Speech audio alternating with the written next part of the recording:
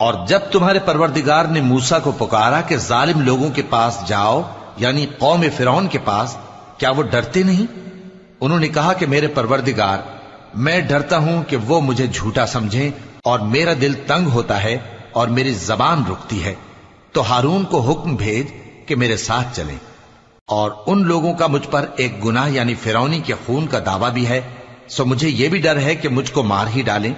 فرمایا ہرگز نہیں، پس تم دونوں ہماری نشانیاں لے کر جاؤ، ہم تمہارے ساتھ سننے والے ہیں۔